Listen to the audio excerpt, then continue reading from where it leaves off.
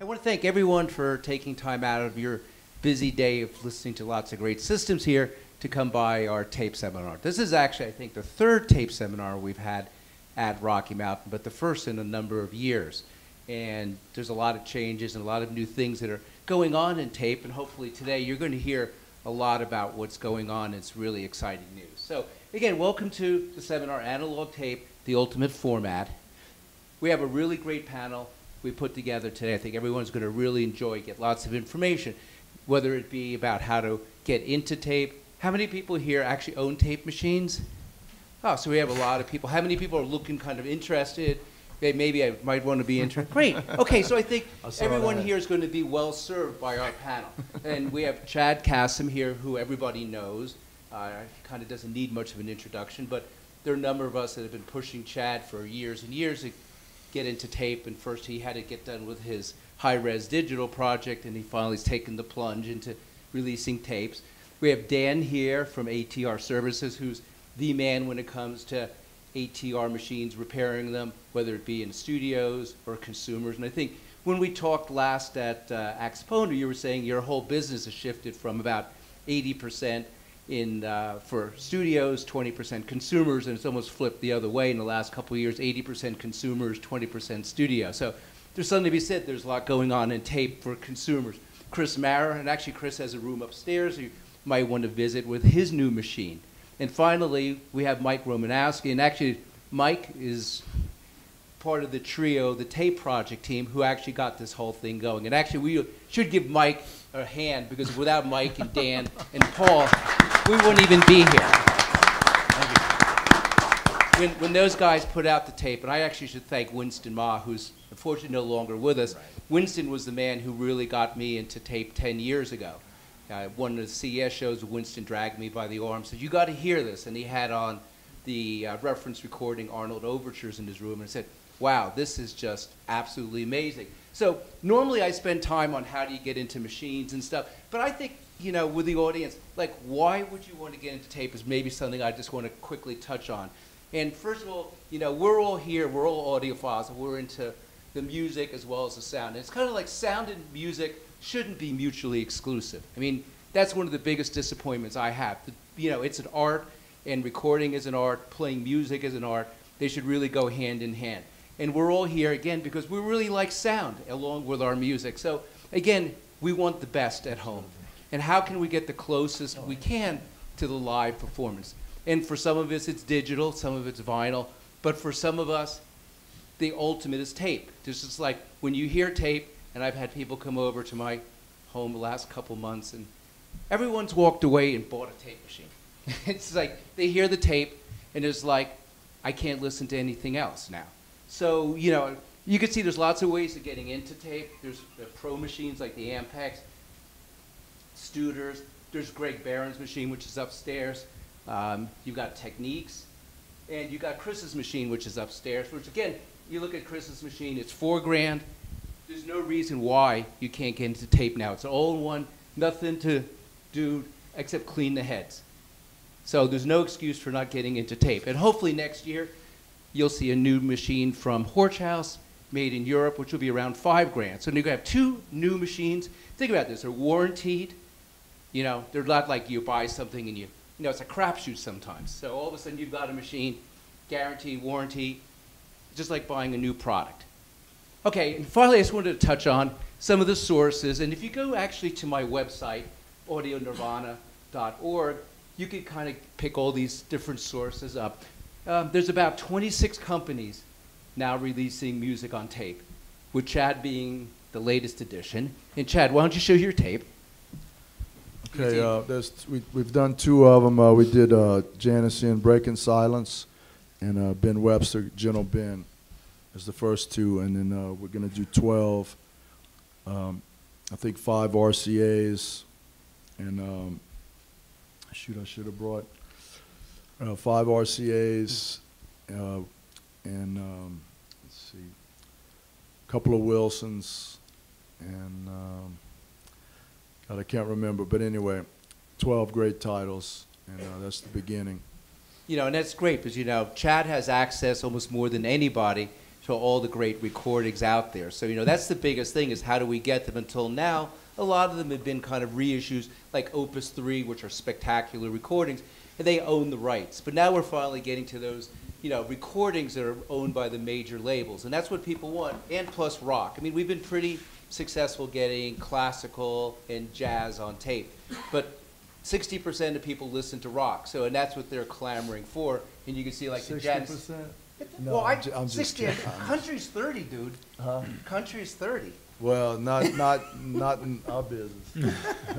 Thank God. No. But anyway, I just wanted to point out a couple of the labels that people might want to be interested in if you're really looking. Again, the thing about tape, and I do want to really stress this, there's a lot of schlock out there. Okay? So the first thing you should ask whenever you buy a tape is the provenance of the tape. Where does it come from? Is it coming from the master tape? Is it coming from a safety? Is it a second generation? Is it a third generation? I mean, where is it coming from? Because again, you could really get burned. People are charging $400 and you get to, and it's really garbage. So again, always be careful about the tape provenance. So everything I put up on here, you could be pretty well assured of the provenance of the tape. And you know, the Tape Project now, they've got 28 releases. There are 2 more coming out this year, or at least 1 more coming out this year. Yarlung Records, if you really love classical music, I highly recommend the Yarlung. Jonathan Horwich's label, great jazz, and actually, Jonathan has this one little special treat. You know, we all know tape generation is everything. So the master is obviously the best. Then you got a safety. There's a little bit of loss. And then you go to next generation. There's a little more loss. So if you really want to hear tape as close as you get without being able to have a master tape, you can order some of Jonathan Horwich's, what he calls master copies. Essentially, he goes from the 8-track right to the 2-track, and that's what you're buying. So it doesn't get any better than that. Or even the Opus 3s, where you can select the title and get a second generation. What you're really going to hear is more information and more transparency. It just gets quieter and quieter the closer you get to the master. So again, that's just some of the quick little things. And here was Chad the other day with his tapes at his booth. I thought I would just throw that up there. Okay, so I think without any further ado, we kind of gave you a little basic introduction. And I think let's start with Chris, do you want to kick things off with the... Sure. Okay. Yeah. I just got a quick little thing. Thank you. Yeah, because when Chad hit me up to do to talk on this panel about tape being the ultimate format, and I thought instead of just coming here and telling you that tape is the ultimate format because I restore and sell tape machines, I thought I'd give you a little background on myself to counterbalance my opinion. I own a recording studio in Nashville, and I record on tape and digital on a daily basis. I own a vinyl mastering suite, so I'm well versed in vinyl mastering techniques, and it's a big part of my ecosystem. And I also own an electroplating company, which is the second step of making records. So I'm not sitting here bashing vinyl or other formats lightly. There's a lot of passion in vinyl and music in general, and I love records. I buy a lot of records. But if you want to figure out why tape is better, we have to look at a couple fundamentals of the vinyl record process. And these are just undisputed facts about a vinyl record and how they're made. So the first one is what's called inter-track distortion. And that is simply put that if you put a song on the outside of a record and then you put it on the inside of the record, it will sound different on the inside of the record. And tape doesn't have that problem. If it's on the end of the reel, it'll sound the same as it does in the beginning. And there's a lot of technical reasons why that happens, but it happens. Another thing is, this is a picture of record grooves through a microscope. Groove geometry. So the music that's put on a record gets put on a record differently depending on what type of music it is. If there's a lot of out-of-phase guitars or big room mics or orchestra mics, that translates differently onto a record, which takes up more or less space. That's not true with tape. You put it on tape, no matter what it is, it records on tape fine and plays back fine. Which leads to the next thing, which is loudness. So the longer your record, the quieter it is. The louder the record, the shorter the side, right? You've all seen that. Tape's not like that. 50 nips, you've got 33 minutes. You can pound it on there as loud as you want or as quiet as you want. It doesn't change how long your tape lasts. Okay? So that gets into like noise floors and all those kind of things. Digital audio versus tape. Yeah, okay, whatever. So there are, I'm not going to spend the short time I have on my planet talking about that. So there are some fallbacks with the machines I restore anyway. They are large. This is the studio version we do. This is a rather large machine. Doesn't fit in a home very nice. So what we did is for the hi-fi market, we repackaged the same machine into a smaller chassis. It's still rather large. It doesn't sit on a bookshelf, but there are ones that do. So I'm just speaking about the ones that I use or restore. They are a little hard to use, but who here doesn't own a machine at all? You? Okay, you sir in the black. Is it Chris? How do you think I would get this machine to go into play mode? The play button. Wow, okay. So let's say it's doing that successfully, thanks to Chris. How would you get it to stop doing that? I'd probably ask Siri to... Right. Right, exactly, yeah. Yeah. So they are complicated, but they are simple too, right? And then threading the machine looks a little complicated. If you walk up to one, you're not sure how to do it. This is a video of me at a party, probably after a couple cocktails. I do it a lot, but it's really easy. So don't be scared of tape machines, okay? And if you do have questions, my company, I'm sure every other company that makes machines or restores them is available by Skype. We do that exclusively. If you have a question via phone or email, we just say, let's just schedule a Skype. Let's just do it. Let's just get done, answer questions, and be there for you. And another big benefit of anything analog, I think, is you'll never get one of these when you walk up to your tape machine. Wait, there's a new update ready? Yeah. It's Mara V.3. So when you walk up to your machine, and Chris, yesterday the green button hit play. Every day from now on, it'll hit play. It won't be shift play or anything like that. So that's my take on tape machines and tape being a better format than the other ones. And that's just not my opinion. Those are actual facts I gave you. So take that and with no grain of salt, because they're facts. So, all right, that's all I have.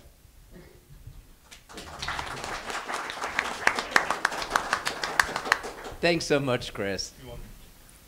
And as I said, make sure you go up to Chris's room to hear some of Chad's tapes. He's got a sampler there.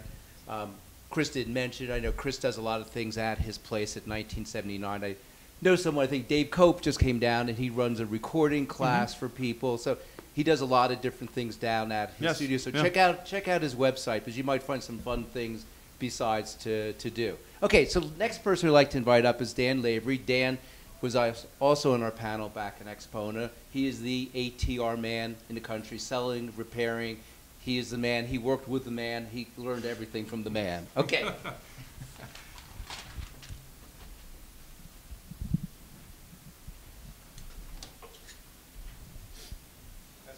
Yeah, please. Okay, so as Myles said, and in the program description, I work for ATR Services and ATR Magnetics, coming through in the microphone. So we do two things, two functions under one roof. We restore and service the Ampex ATR 100 series machine, and we also manufacture now two formulations, the ATR Master Tape and the ATR Magnetics MDS 36 long playing tape. So, hopefully the Q&A or the post-question session will go all right afterward. Come find me. But I just want to cover a couple brief things about probably some outsider information, or how do I get into it. And we'll start with the recorders and basically cover the types of recorders that are available and sort of what you need to get into the master tape copy, or I'll probably refer to as MTC for the remainder. The 15 IPS quarter-inch half-track, machines capable of playing those tapes. So what we've seen in one of the first slides, professional recorders. We'll talk about sort of, you might pay a bit more money for a professional recorder, anywhere from 10 to 20,000 restored machine. what the advantage of a professional recorder, an Ampex, a Studer, MCI, they're going to offer more flexibility as well as more options for upgrading and format handling. For the example, the ATR-102, which we work with, it can come standard in 3 tape widths, 1/4 inch, 1/2 inch, and 1 inch, and operate anywhere from 3 3/4 inches per second up to 30 inches per second. It also handles a variety of reel sizes from 7 inches up to 14-inch reel diameters, and as well as giving you a full suite of controls for the various record and playback parameters. The negative, as Chris mentioned about the professional machines, is the footprint or the square footage of these machines. And so, I made a note here that they're typically on a rolling stand and usually more of a showpiece if they were to be put in a hi-fi setup, as opposed to something that would just plug right in into your system. Yeah, so common professional recorders for hi-fi playback, we'll see the ATR-102, the Studer AA20, which is a 1/2 inch, 1/4 inch machine, and then the Studer A80, but more commonly the A80RC, again, 1/4 inch and 1/2 inch. Let's see, so now onto consumer recorders, and a couple typical machines would be some of the machines that are being shown at the show this weekend. Jeff Jacobs from Jcorder is showing a number of Technics RS-1500s, 1520s, 1560s, 1700s. Similar machines, similar transport, similar capabilities, slightly different features and options available with those machines. And then as well as Greg Barron's Tascam BR20 machines. Let's see. Some of the advantages of these machines is that they can still handle the 15, they can play 15 IPS IEC EQ and take the 10-inch reel, which is the MTC standard. And as well as, you know, like we said a few minutes ago, it fits on your bookshelf. It plugs right into your system. And there's less confusing controls regarding bias and what's the EE bias and, you know, things that have come and gone already. So a couple notes on sources and vendors and the stability of the medium worldwide. So just a few notes I wrote down. So in the US, we have companies that are handling tape heads and tape machines. And the same thing applies for Europe, where there's a tape manufacturer, a head manufacturer, as well as multiple companies restoring machines. So for the US, we have ourselves, ATR Magnetics. We're in New York, Pennsylvania, operating not 7 days a week, but 5 days a week. For heads, we have Flux Magnetics, which is a former Ampex head department engineer based out of Bay Area, California. And then for machines, we have our company ATR Service, Chris with the MCI machines out of Nashville, and you know a whole slew of former Studer tech representatives to help you get those machines up as well. In Europe, we have the new name for the BASF line of professional audio tapes called Recording the Masters. The head manufacturer is called AM Belgium, located in Belgium. And then there are a couple of good people I've got in touch with in, I think, Italy and Germany that are restoring the Studer machines, you know, all A80, A10, A20, as well as some gentlemen refurbishing the Telefunken machines as well. So they get, you know, European tape manufacturer, European machines, and then in the States you see a bit more American manufacturer, you know, tape formula, as well as American produced machines. Lastly, just a couple thoughts on the format and the format moving forward. So what I like about analog tape in the hi-fi setup is now we have a choice of an analog playback source. We used to only have a turntable for analog playback. Now you have a choice. Next thing, we're not trying to fit the sound or the music into a format to deliver to you. So we've come up with not me, but we've come up with all kinds of different formats, cassette, CD, LP 45, 78, to be able to deliver it to you and give you an easy way to play it back. So with, if you embrace tape, we can give you directly what we created in the studio. And I think that's a big advantage for tape. Let's see. Yeah, so the last line I have is, MTCs do not compromise quality for convenience. So I'll close on that. Thank you.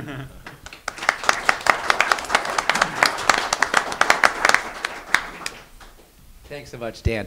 So just for those who are new to the subject, and so there's no confusion, we kind of divide the machines that we play back onto the pro and what we call prosumer. So the pros he talked about, the prosumer machines that are out there like the Techniques, Otaris, which are probably a good starting point. The problem with those is most of them are using 1970s based electronics. So really, when you're using this sort of machine, you want to step it up. A lot of them don't come with IEC equalization. So one thing you should know that the tapes come in basically two what we call equalizations, NAB and IEC. Most of the modern tapes today, I think save for one, the groove notes are all IEC. So if you want to buy the groove note tapes, which are done by Ying Tan, and I'm sure many of you know the ORG recordings that Ying has reissued or done, those are basically all NAB. So you'll need that EQ.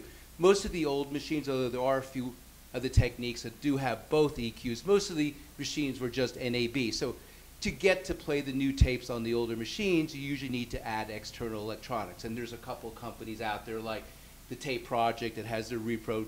Charlie King here. Charlie, raise your hand. Charlie has the King cello. There's also Nick Doshi, who you may have seen at shows. I actually have Charlie's tape stage in. I have Nick's tape stage in, working with a Techniques, and we're actually doing a project where we're going to compare the Nortronics with the extended response flux magnetic heads with Nick's tape stage, just to kind of see how much of a difference we can hear with a different head. So again, you can see that footprint is an important thing. The tape, the pro machines take up a bigger footprint than the other ones, but a lot of people like just to have an all-in-one package, and there's a lot to be said that, like Greg's, like Chris's machine, all-in-one. You put it in, you plug it in, play, and you're off to the races. So again, just to keep that in mind if you're looking at trying to pick out a new machine. Okay, so without any further ado, let's go to Mike from the Tape Project. Come on. What do I have? Okay. Yeah, sure, go ahead. Okay. Hi, everybody. I'm not exactly sure. What would you like me to talk about? I wasn't. Well, why don't you talk about what can how you guys I like questions. started. Questions are good. Want to do that? Oh, you asked me. Okay, there we go. Why don't you start with like how you guys, you were telling me before about a couple, was it gin and tonics or whatever? Well, that's kind of what it took for you guys to take the initial plunge. Well, the original, so we've been doing this for 10 years now, and I would say that the original, when we got past the idea of conceptualizing, when we finally said, okay, let's do this, Dan and Paul and I, so a little backstory. Dan has a company called Bottlehead. Some of you are familiar with Bottlehead. And Dan has been making, designing amplifiers and some other high-end components that you build, which is great. It's a great way to get in and try out different things, try transformers, try different tubes, stuff like that. And he would run this hi-fi show up in the Seattle area. It started out as Bottlehead as the hi-fi thing. So Paul and I would go up there and we would go hang out, and we met Dan and became great friends with him. And every time there'd be a room, we would decide, well, let's show up and we'll just bring some tapes of something that we had worked on. And we got a tape machine and we started playing them back in all of these rooms, and everybody's showing off all of their, speakers and cables and, and things they built. There was the experimenter's room and stuff like that. And every time we played back the tape, it just all of a sudden, it just knocked everybody's socks off, including ours, in comparison to other things. And we joked around a bunch, like, wouldn't this be cool if we could just go buy tapes?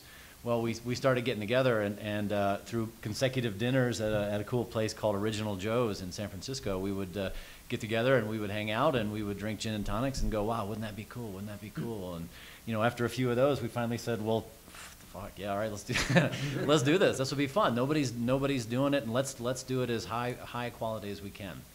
And so we started looking at the ideas of what would it take to really do so, and so now we're in our 10th year. So this is a wacky idea. I'm so glad that other people are putting out tapes and making machines, and you guys are listening and stuff like that, because I would say it was a bit of a struggle to get it going, at least for us, we used to joke and say it was a few members shy of a niche to get this started, and now this much longer it's in, it's actually people realizing the benefits of it. I think it's tremendous and awesome that we have more people putting out tapes. We would go with the licensing aspect used to be the hardest part of it.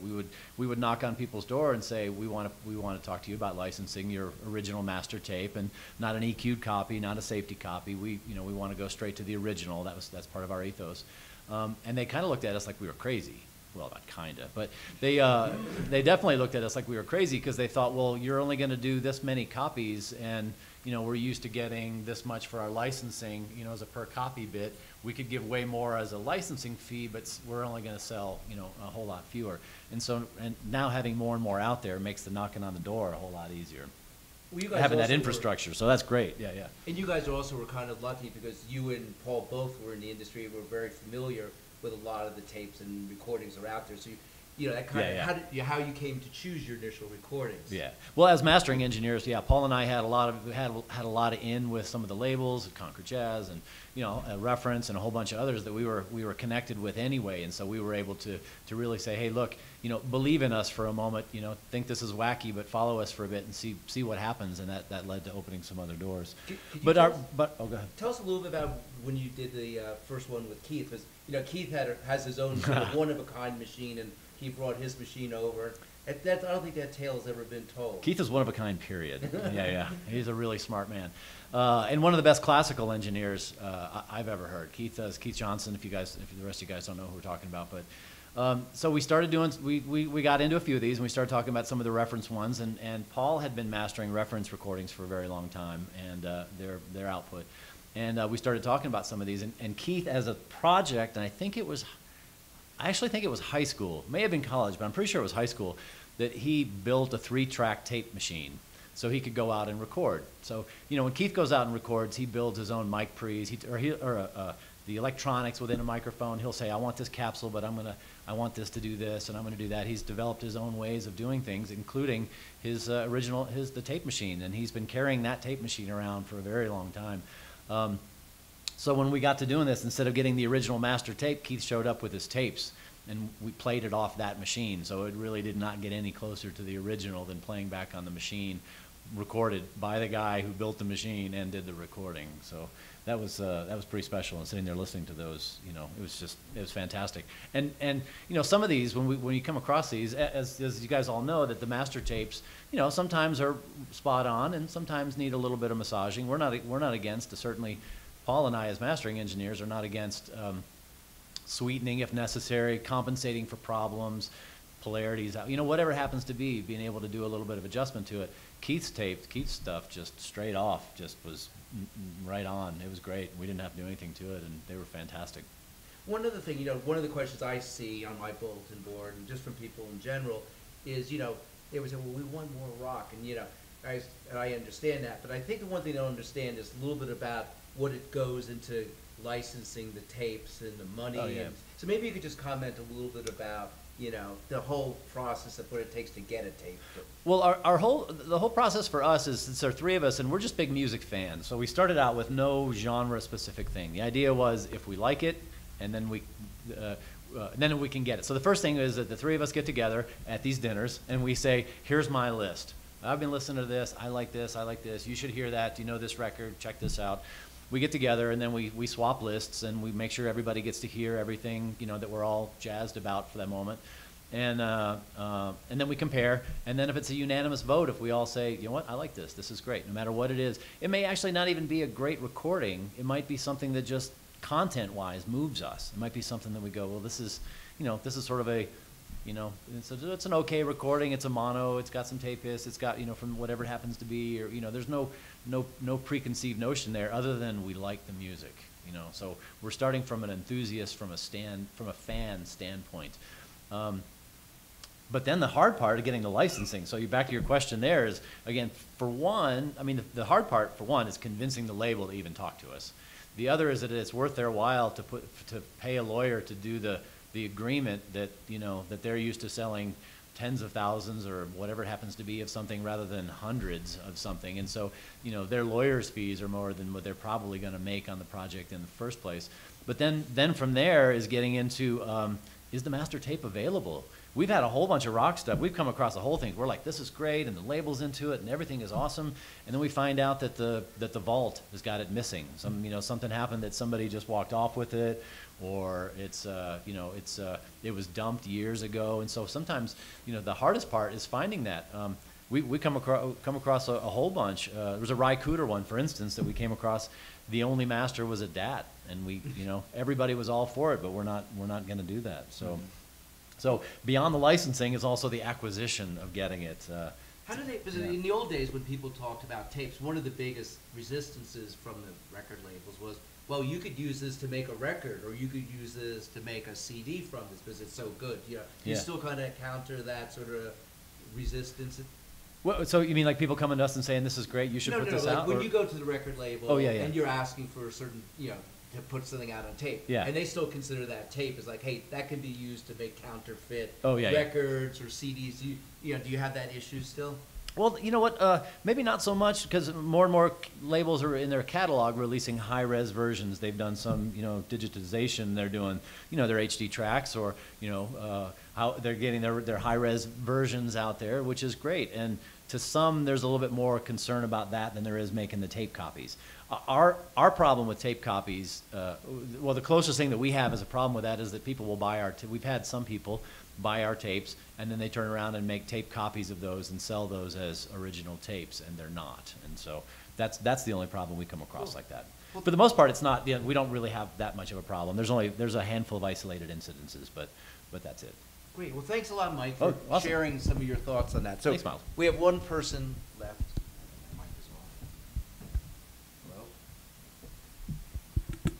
There we go. Okay. So there's one person we have left on the panel to talk about. And I'm sure even Chad can talk a lot about all the issues he goes into acquiring titles. I mean, we've talked about some of them, and even after he signed it, the labels are still like, dragging their feet on releasing the, So anyway, I just wanted the last person we're going to have to talk about tape is Chad Kassem from Acoustic Sounds, who is the newest entrant into the field. And, everybody's been waiting for Chad to do this because, Chad has almost as much access to anybody in the world to any record out there. You could just see from the records that he's released. So I think it's really exciting that, Chad brings this to the table. And in some ways, Chad really brings just a whole bit of the credibility to the table now. So now I think he really kind of is finalizing, like, hey, tape is for real. A couple years ago, just like you hear now, oh, look, vinyl's growing, but yeah, it's going to be dead next year. Vinyl's going away, and you were hearing the same thing. Oh yeah, tape, it's just, something, it's a passing fancy. It'll be gone. And when Chad gets into it, there's something for real, and it's not going away. So anyway, without any further ado, Chad.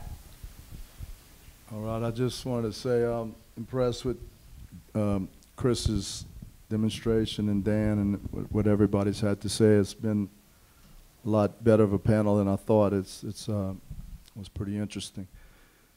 I mean, what happened for me is, basically, I'm like, I'd say maybe a politician or something, where everybody just comes to me and asks me, hey, reissue this, reissue that, do this title, do that title, hey, reissue Sammy Davis Jr., like, yeah, right, okay, I'm going to spend $30,000 and I'm going to sell the one to you, But, so. $30,000, there you go.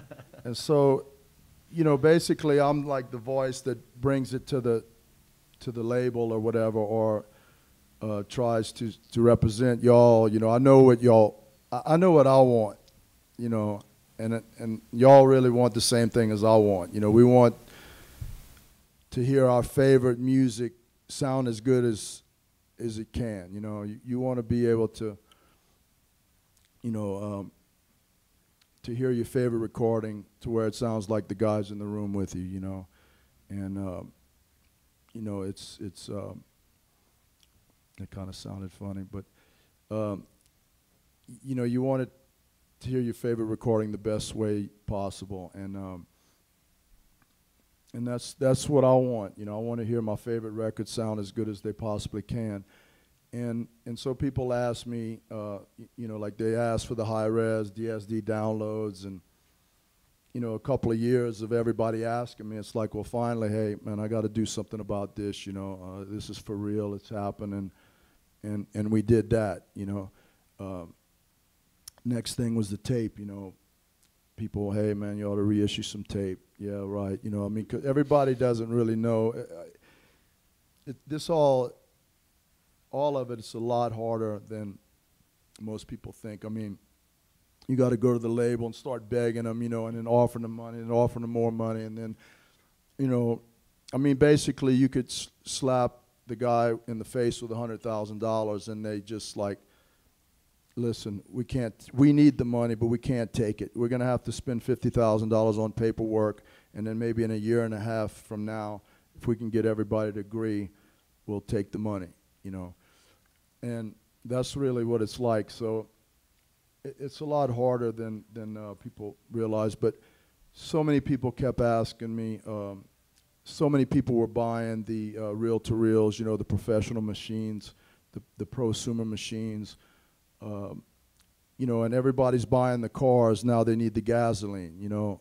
I mean, and everybody, it's just amazing how many people were spending 10, 15 grand on a machine with nothing to play. You know, I'm like going, this is unbelievable, man. People are just buying all these machines and they don't have anything to play on it, you know, and you're going, I mean, those people made the investments. Now they need some fuel for their new car. And so it was pretty obvious. I mean, like Chris and Dan at ATR and Mara they just used to sell to pro studios, you know. We have a recording studio, so we have both the machines. We got MCIs. Well, I had MCIs, and then when I bought Doug Sack's mastering facility, we got more MCIs, and we have the ATRs. And they pretty much sold all to studios exclusively. And now I'm almost, I mean, he said 80-20. I would bet it's more like 90-10, you know, maybe 95-10. I'm not sure if this is the same for Chris yet, but we're trying to change that. You know, he's probably going to do more consumer stuff also. So anyway, it was just, we decided, hey, yeah, we're going to do this, man. We're going to help produce some, because there's no question. I mean, we've got millions invested in a pressing plant. I mean, there's nobody that believes in vinyl or that isn't invested.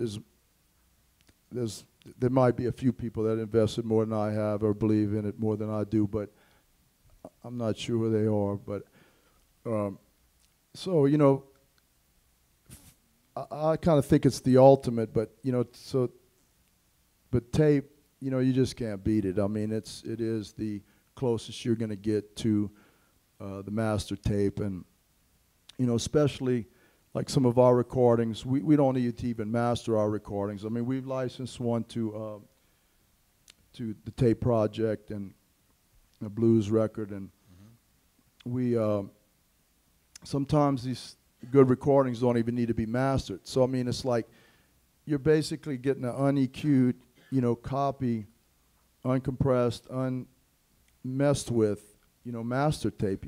You know, and you're playing the master tape in your own home. And, you know,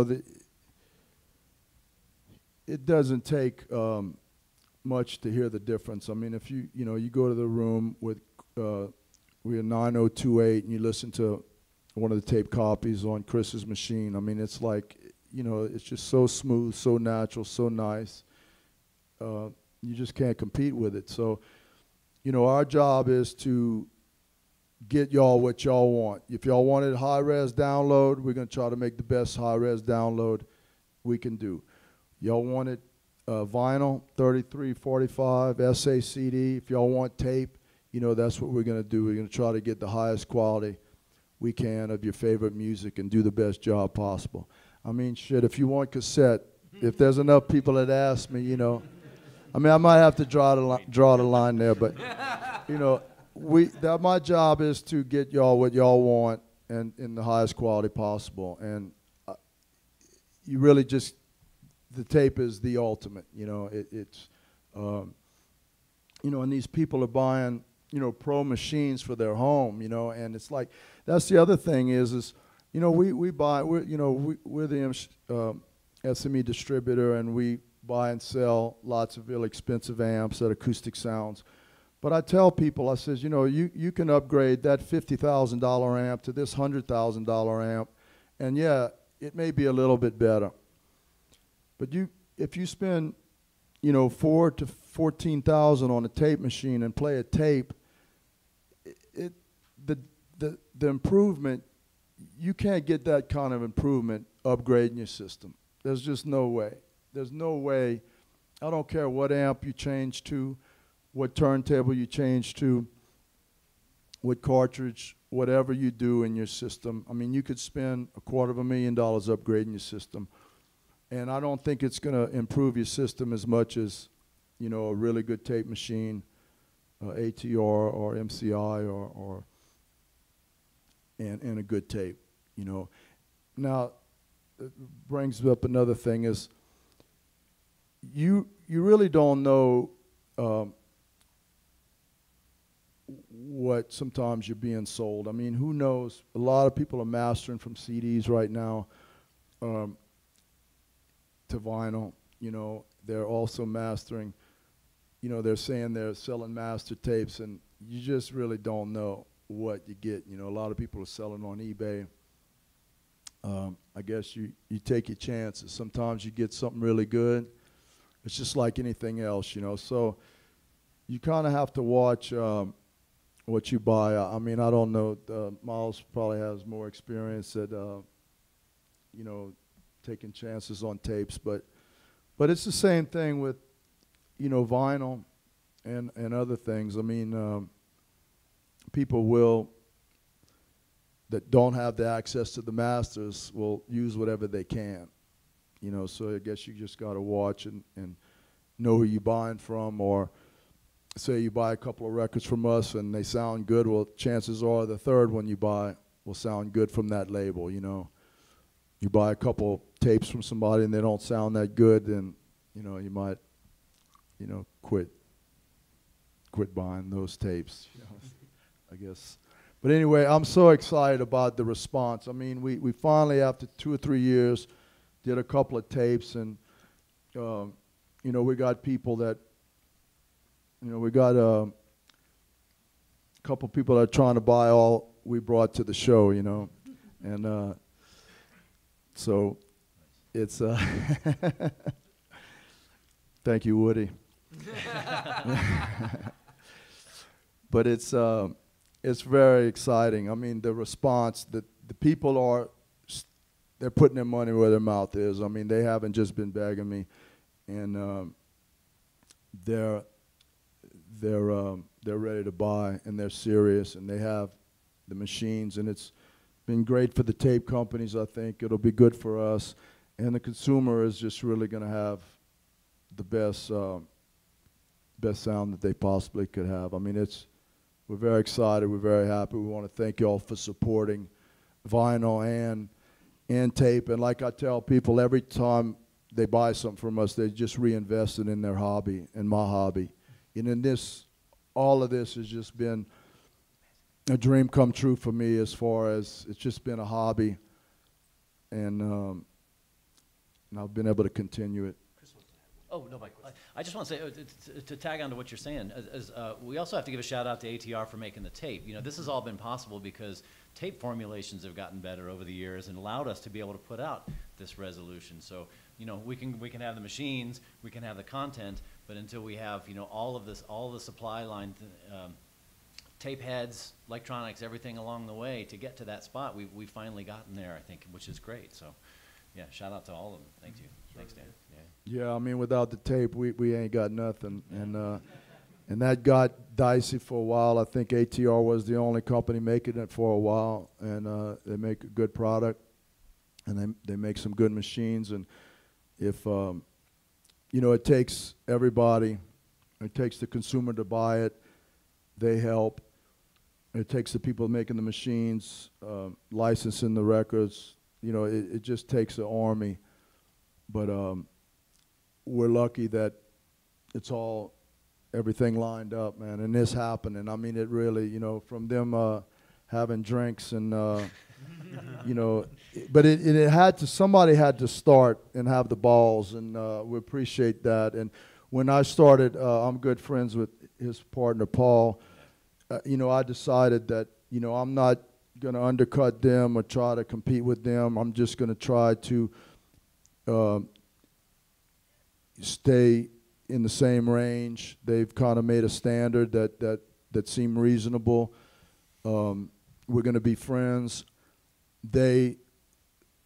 Paul really wanted me to do this. It's just like the pressing plants. Everybody is, you know, I'm going to that Ocello with Don at RTI, which is a pressing plant. Well, we could be competitors. I mean, in a way we are, but, you know, we're friends and we're so busy, and it's a lot happier and funner to work together, you know.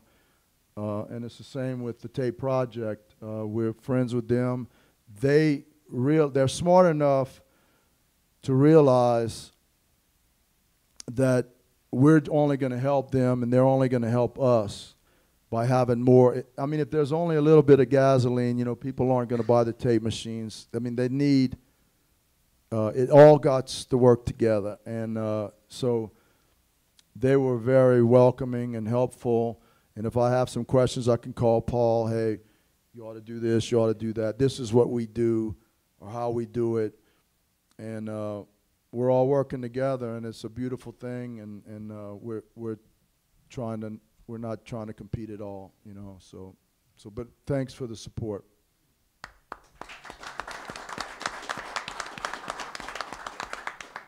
And I would also add that I think that the more tapes go out there, you know, the same thing goes for machines. Rather than being competitive, it's going to be, everybody's going to benefit. You know, the more tapes there are, the more demand there's going to be for machines. The more machines there are, the more demand there's going to be for tapes. So, you know, each one is going to really feed off of each other.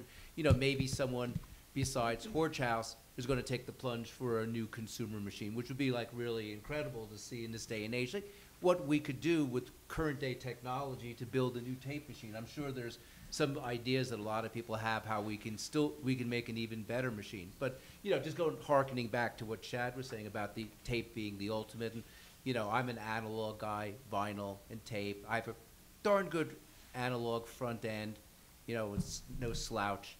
And, you know, still tape wins.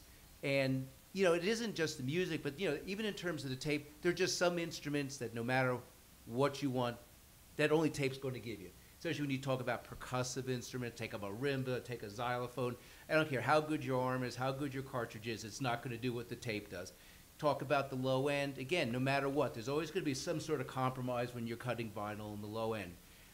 Gotten a lot better. I mean, it's amazing how much better turntables and cartridges have gotten in the low end. But when you hear the low end of a tape, it still's not there. And they're going to cut off that low end. You're going to get that low end in the tape. And, you know, there's so much of that realism that comes from the reproduction of the low frequencies that, you know, you're just going to feel the spaciousness. Again, it just becomes more of a concert hall experience rather than listening to music. And I think that's what, in the end, what we would like to have is that concert hall experience, or, you know, being in that club. And you got that jazz club where it's small and intimate and you're on top of the musicians, you know, and you can get that with the tape. It's like you said, they're in the room with you. And it's really an incredible, unnerving feeling at sometimes that they're really there. Anyway, I'd like to open it up, because we have a couple more minutes, to some questions then. So let's start. Chris? Acknowledging exclusivity of titles or releases, can you speak a little bit about cost per unit of tape versus a comparable audiophile vinyl release to the end consumer? Well, I mean, these we retail at $4.50 each. And, you know, just the blank tape is over $100 it costs. You know what I mean? So then you got to pay, you know, royalties. You got to pay a professional engineer to make these pretty much real-time, one-to-one. Yeah, they're not mass-produced. They're not. Right, yeah, right. Real time. The labor is a big expense in it, because you have to make sure it's done correctly. Well, hello. I mean, it's pretty much. Well, you know, you get them to loan you the master tape. You make a copy of that, and then you use that to make your copies. Now, on we're doing 4 RCAs where they're going to give us the 3-channel tapes. And on the 3-channel, we make a 1/2-inch 30 from the 3-channel, and that's going to be our master. So whoever buys the 4 RCAs that we do are actually getting the first copy off the master, you know. And, you know, back in '58 when they did like this RCA 3-channel, you know, they'd make a 1/4-inch tape on probably, you know, like an Ampex 350 or something with a 1/4-inch tape. And now, and those 3-channel tapes have barely been used in the 50 years, you know. They've barely been used. So we're making a new master, 1/2-inch 30 with the new ATR tape machines, you know, with flux magnetic heads and all that, and having the best mastering engineers at Sterling or Kevin Gray or transfer that. And then that's what your tape is going to be made from on those 4 RCAs. So, I mean, you just can't beat that. You know, so yeah, we're doing the same thing. We get the original master tape. We use a 1-inch running master. So because you can't take the original tape and make copies so many times. They're not no label is going to let us do that, right? So, but we do a 1-inch off an ATR with Tim DePeravicini Electronics. We do the copies, make the 1-inch running masters ourselves, and then from there do straight to the copies 1-to-1 to the ATRs. And you guys use the wider track format for headroom and noise, right? Correct. All right, cool. But we do it at 15 IPS because that's the same that we wanted it to be also as 1-to-1 as possible. Okay. So that was a choice. Okay. Yeah. Yeah. And you also sort of commented on dynamics. You know, and we talked, I don't want to sort of bash digital, but, you know, digital has this You can bash digital, it's all right. But, Don't you know, bash vinyl. digital has this potential 100 dB dynamic range, but, you know, we know about all the compression wars, and rarely, that doesn't even it's not even in the same dimension.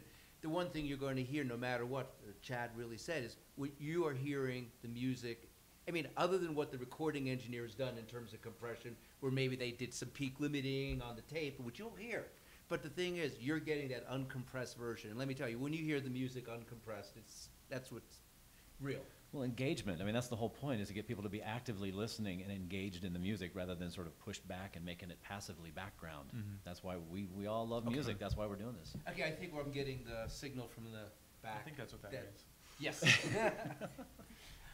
What I say is guys can stick around for a couple minutes in the back. If people have questions, let's we'll stick around. I do. Will you make me one for my car? We can do one together? Okay.